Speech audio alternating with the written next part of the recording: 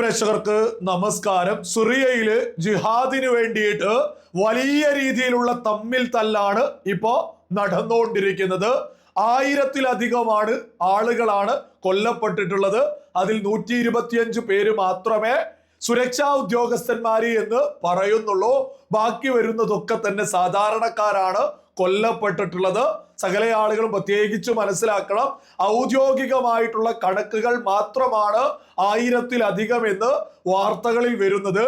എന്നാൽ സോഷ്യൽ മീഡിയകളിലൂടെയൊക്കെ തന്നെ കാണാൻ സാധിക്കുന്നുണ്ട് റോഡ് സൈഡുകളിൽ ഒരുപാട് ആളുകൾ കൊല്ലപ്പെട്ടിരിക്കുന്നത്. ഒരുപാട്, അത് എണ്ണം പോലും ഇല്ലാത്ത തരത്തില് ആളുകൾ കൊല്ലപ്പെട്ടുകൊണ്ടിരിക്കുകയാണ് സിറിയയില്. അല്ല, ഇതൊക്കെ ഇപ്പൊ എന്തിനാ നമ്മുടെ കേരളത്തിൽ ചർച്ച ചെയ്യുന്നത് എന്ന് സ്വാഭാവികമായിട്ടും കുറച്ച് ആളുകൾ ചോദ്യം ഉന്നയിക്കുമല്ലോ.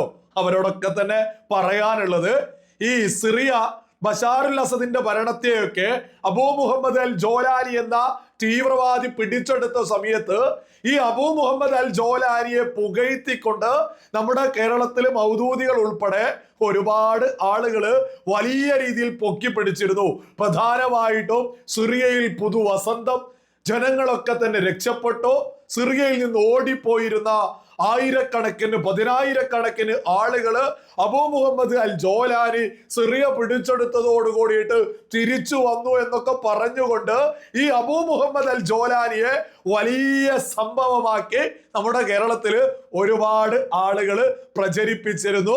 നമുക്കറിയാം, താലിബാനെ പൊക്കിപ്പിടിച്ചതുപോലെ തന്നെ ഈ അബൂ മുഹമ്മദ് അൽ ജോലാനിയെയും പൊക്കിപ്പിടിച്ചിരുന്നു. അവരൊക്കെ പറഞ്ഞത് എന്തായിരുന്നു?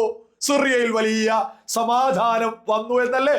അത്തരം പ്രചരണങ്ങളൊക്കെ അങ്ങേയറ്റത്തെ കള്ളത്തരമാണ് എന്നുള്ളത് പൊളിച്ചെറിയുക എന്നുള്ളതും കൂടിയാണ് നമ്മൾ ഇത്തരം വീഡിയോ ചെയ്യുന്നതിലൂടെ ലക്ഷ്യം വെക്കുന്നത്. അതിലൂടെ കേരളത്തിലെ സാധാരണക്കാർക്ക് തിരിച്ചറിയാനും സാധിക്കണം. നമ്മുടെ കേരളത്തിലെ മൗദൂദി ചാനൽ ഉൾപ്പെടെ കേരളത്തിലെ തീവ്ര ചിന്താഗതിക്കാരായിട്ടുള്ള ആളുകള് ആരെയാണ് പിന്തുണക്കുന്നത്?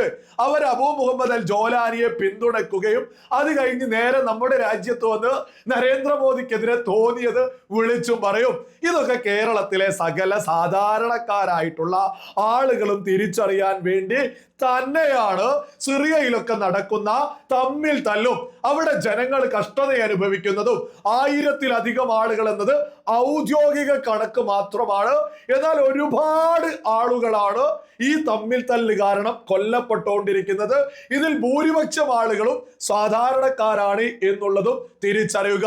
എങ്ങനെയാ സിറിയ ഈ ഗതികെട്ട അവസ്ഥയിലേക്ക് എത്തിയത്? മറ്റൊന്നുമല്ല, ഇസ്രായേലിനെ ചൊറിയാൻ നിന്നു ബഷാറുൽ അസദും കൂട്ടരും. നമുക്കറിയാം, ഹിസ്ബുള്ള എന്ന ഭീകര സംഘടനയെ കൃത്യമായിട്ട് പിന്തുണച്ചിരുന്നത് ഇറാനാണ്, സിറിയയാണ്. ഈ പറയുന്ന ഹിസ്ബുള്ള ഇസ്രായേലിന് നേരെ ആക്രമണങ്ങളൊക്കെ നടത്തുന്ന സമയത്ത് തന്നെ ഇസ്രായേലിന്റെ പ്രധാനമന്ത്രി ബെഞ്ചമിൻ നെതന്യാഹു കൃത്യമായിട്ട് ഇസ്രായേലി ജനതയെ അഭിസംബോധന ചെയ്തുകൊണ്ടൊരു പ്രസംഗം നടത്തിയിട്ടുണ്ടായിരുന്നു.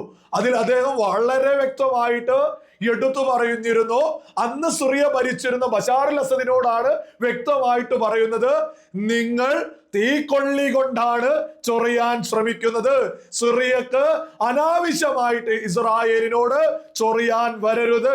സിറിയക്ക് കൃത്യമായിട്ടുള്ള താക്കീത് ബെഞ്ചമിൻ നെതന്യാഹു ഇസ്രായേലി പ്രധാനമന്ത്രി കൊടുത്തിരുന്നു. അതൊന്നും വകവെക്കാതെ ഹിസ്ബുള്ളയെ സഹായിക്കലൊക്കെ തുടങ്ങി. അങ്ങനെ ഇസ്രായേല് ഹിസ്ബുള്ളയെ തകർത്ത് തരിപ്പണമാക്കി. 2010 മുതൽ സിറിയയിൽ ആഭ്യന്തര കലാപ.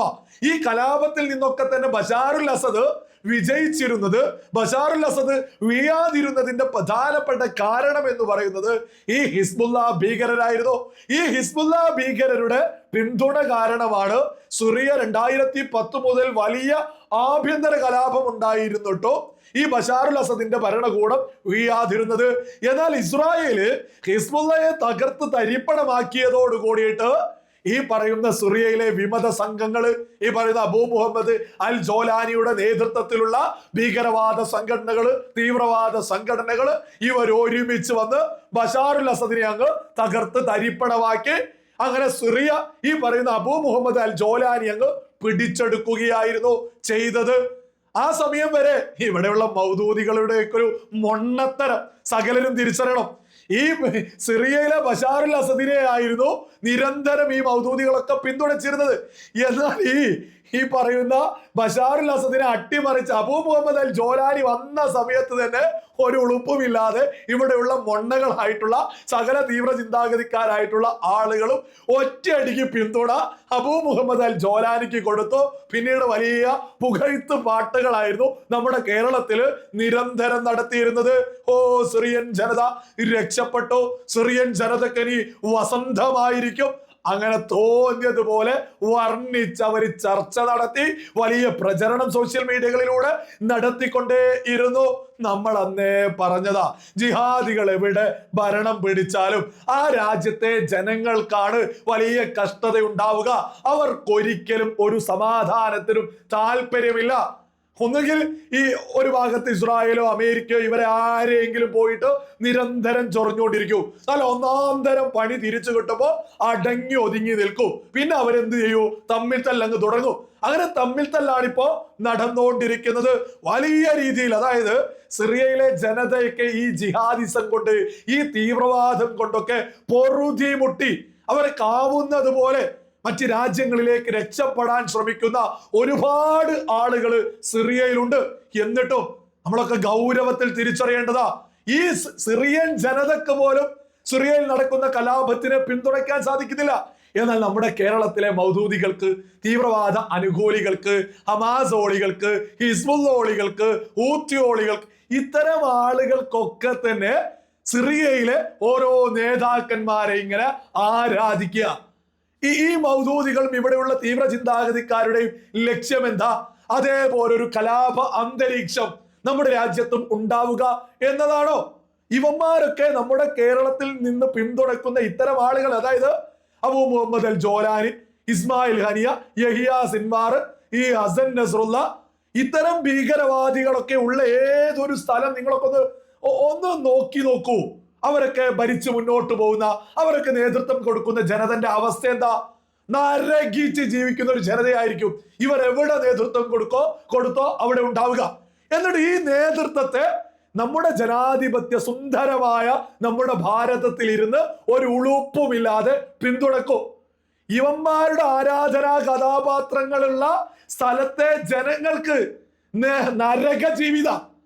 പക്ഷെ അതൊന്നും നോക്കാതെ ഇവിടെ നിന്ന് വലിയ മനുഷ്യത്വമൊക്കെ പറയാ, മനുഷ്യത്വം പറഞ്ഞ് പിന്തുണക്കാര ഈ ഭീകരര്. ഇത്തരം ആളുകള് നമ്മുടെ കേരളത്തിൽ ഇത്തരം ഭീകരവാദികളെ പിന്തുണക്കുന്ന ആളുകളൊക്കെ നമ്മുടെ രാജ്യത്തെ സംബന്ധിച്ച് അപകടകരമാണ് എന്നുള്ളത് സകല ആളുകളും തിരിച്ചറിയുക. സിറിയയിലൊക്കെ വലിയ ബുദ്ധിമുട്ടിലേക്കാണ് ജനത മുന്നോട്ട് പോയിക്കൊണ്ടിരിക്കുന്നത്. ജിഹാദിസം എവിടെ വളർന്നാലും, ലോകത്ത് എവിടെ വളർന്നാലും അവിടെയുള്ള ഒരു സാധാരണക്കാരനും സമാധാനം ഉണ്ടാവില്ല എന്നുള്ളതും സകല ആളുകളും ഇത്തരം വാർത്തകളിലൂടെ തിരിച്ചറിയുക.